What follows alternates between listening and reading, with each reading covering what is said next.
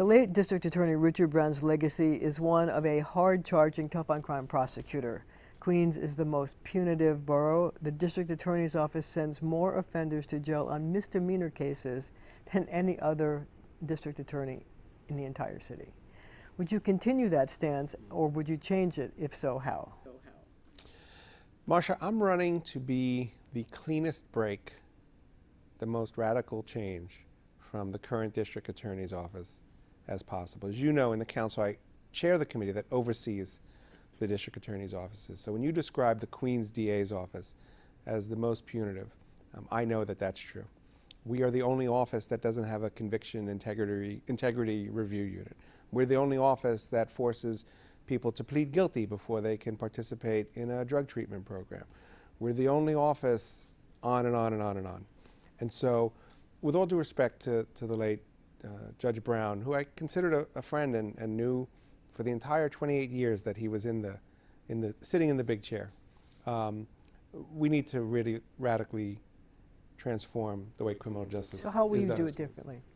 Well, a number of ways, and we could actually go through the entire criminal justice process.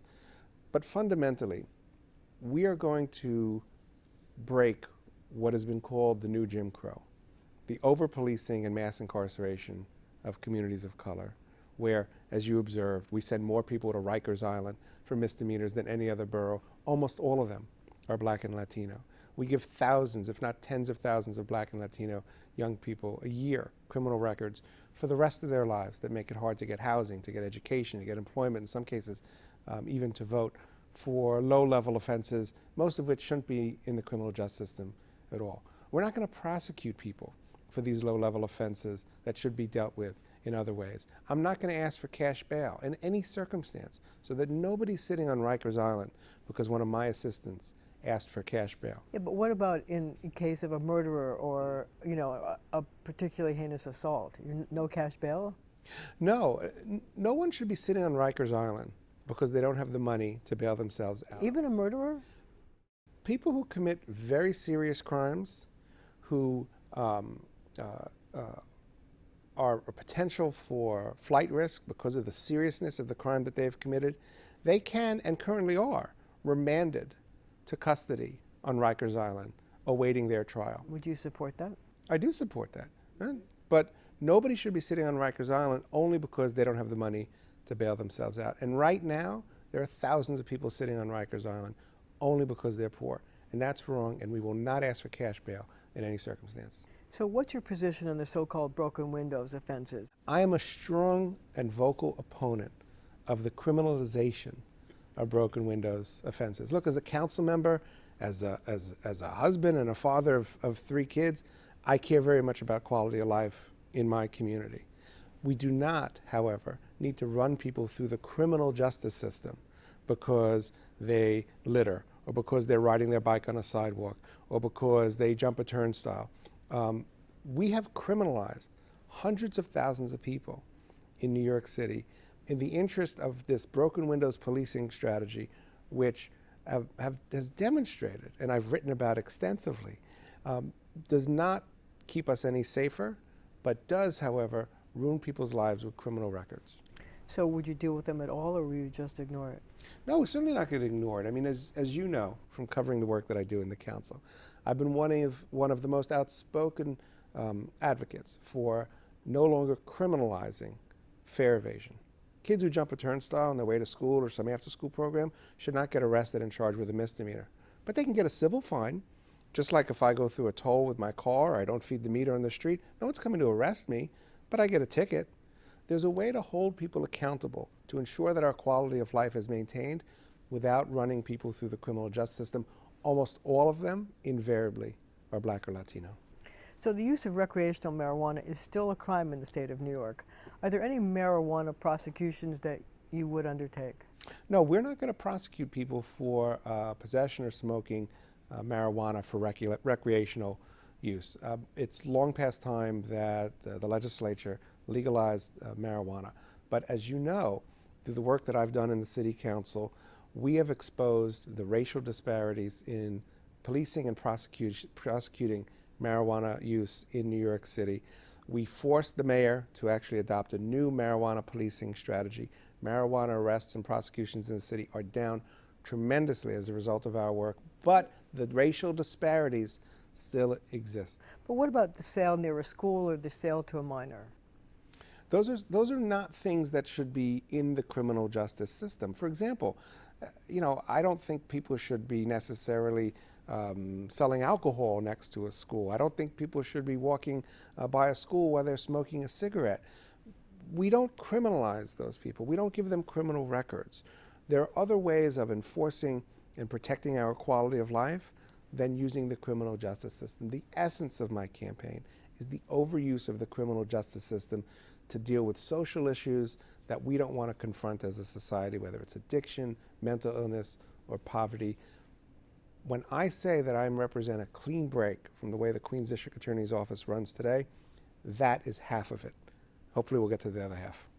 Okay, so the new bail statute does not allow someone to be held pre-trial for misdemeanor assault, even though this is frequently the initial charge in a domestic violence case. Did you support this change in the law, and also how will it affect domestic violence prosecutions if you become the district attorney? So here's the problem with our bail statute and my problem with the law that was passed in Albany. It does not allow for a court to consider the dangerousness that a particular defendant presents either to a particular individual or to the public. We are one of a handful of states in the country that does not let courts make that determination. So how will you handle it? If the seriousness of a person's offense under the current law is such that they present a flight risk, then if the offense meets their level, then you can ask for remand. You have to understand, unless someone is charged with a violent felony, with a couple of exceptions, or domestic violence-based misdemeanor, or a contempt of an order of protection, they cannot have cash bail. So you're not going to accept this, whole cloth. You're going to decide on a case-by-case basis based on the dangerousness of the offense to the person involved. Well, here's the problem. We are not allowed to consider a person's dangerousness. So what are you going to do? What we can do, however, under the current law, is if the seriousness of an offense suggests that they will be a flight risk, then on the basis of arguing that they would present a flight risk, you can ask a court to remand them if they are being charged with a qualifying But offense. what if they're not a flight risk, but they've done something that could be a danger to their partner? Believe it or not, and this is one of the most surprising things that I explain to members of the public, under New York law, the courts are prohibited from considering a person's dangerousness in determining whether or not they should be remanded. And as a result of that, we use cash bail and misuse cash bail as a proxy for dangerousness. And the court never knows who they think they're sending to jail on a high bail that they can't pay, actually ends up being able to pay that bail and being out on the street. So one of the problems with the reform that was passed up in Albany is we do not confront the issue of dangerousness. So would you seek changes in Albany to the law?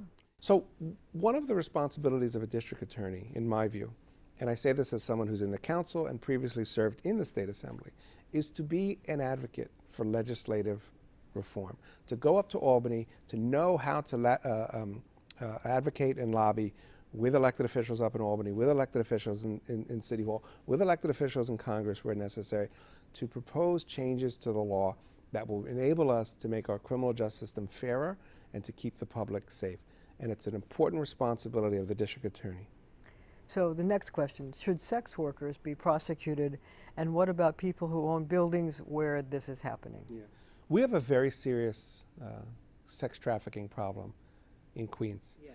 And it's my belief that the vast majority of individuals engaged in prostitution or sex work are doing so either as victims of trafficking, under coercion, or duress. It's a very small number of people who are engaged in sex work sort of as a vocation in the way that you're engaged in journalism or I'm engaged in being a council member. So I don't think it makes sense to prosecute victims of trafficking or people under duress. What about the people who own the buildings where it's going on? That's a different question, right? So if we're talking about prosecuting Johns for soliciting sex, if we're talking about prosecuting promoters, people who own the buildings, who know what's going on, people who pimps, and certainly the sex traffickers themselves, those are the people that we need to prosecute, because I have not been convinced that the full decriminalization of sex work, of prostitution, is the way that we are able to get at the traffickers who are exploiting women, not only women, but mostly women. And as district attorney, I won't criminalize or punish people who are already victims, but I will go after those who are exploiting them. Since Richard Brown was such a tough prosecutor, should there be a review of all the sentences of people, say, over 30 who, have been sentenced? And would you recommend reductions? If so, for what? Across the board, we over-incarcerate people. And we have to ask ourselves, as a society that's committed to justice and fairness, as well as taxpayers, at some point, someone who's served 20, 30, 40 years in prison, and now they're 50, 60, 70 years old, is it justified for us to keep them incarcerated? Does it justify the incredible expense it entails to keep them incarcerated? And so I think it's important for the district attorney, on a case-by-case basis, to evaluate whether someone who's serving such a long sentence and is in an advanced age really should continue to be incarcerated. And what kinds of crimes would you say time served or should be I don't think, reevaluated? let me put it affirmatively. I think that every person, regardless of the crime that they have been convicted of, no matter how serious, there should be a light at the end of the tunnel where they at least have the possibility of being able to apply for parole. So you would establish a sentencing review panel in your office? Well, we would consider applications for support of parole or clemency, and we would view those applications seriously with an eye towards what is true justice, what is fairness, and what is the best use of law enforcement resources. Discovery laws, as you know, were recently changed. What's your position on the requirement that witnesses to crimes have their identities provided to defendants pre-trial? And what steps would you take to protect witnesses from pre-trial intimidation? For 19 years, I practiced civil litigation. I represented women who were sexually harassed, or workers who were cheated out of their wages, or injured, or killed on the job. And then the civil justice system, discovery, the disclosure of information about witnesses, experts, that's routine. People are shocked to learn that in the criminal justice system, a defendant on trial for his or her life, for being in prison the rest of their life, might not get essential information to their case until the day of trial. That's wrong.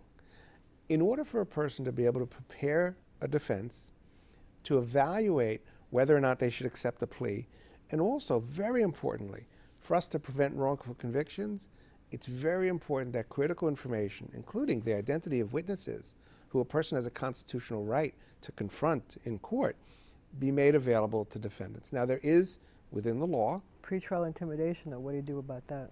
There is within the law the power of a prosecutor to go to a judge and say, listen, in this circumstance, for these very particular reasons, we don't think that this witness's information should be disclosed. And judges have experience with those kind of protective orders, both in criminal and civil settings. Would you actively investigate charges of tenant harassment? Oh my goodness. I came to be involved in politics, public service, because my mom and I lived in a rent-stabilized apartment in Flushing, and we basically got harassed out of our apartment because our landlord wanted to turn it into a co-op. Tenant harassment is a very serious problem in Queens, where we have all these gentrifying neighborhoods. When I was a kid and my mom and I were facing this, we felt nobody had our back. There was nowhere to turn to. As district attorney, I'm going to have the back of every tenant in Queens who's being illegally harassed out of their apartment. How would you handle requests from ICE? You know, I'm very proud as a council member to have been at the vanguard of opposing Donald Trump's immigration policies. But even before Donald Trump was elected, I was happy to co-sponsor the legislation that kicked ICE off of Rikers Island. My committee has overseen the vast expansion of legal services for immigrants facing deportation, removal proceedings. We will not cooperate with ICE.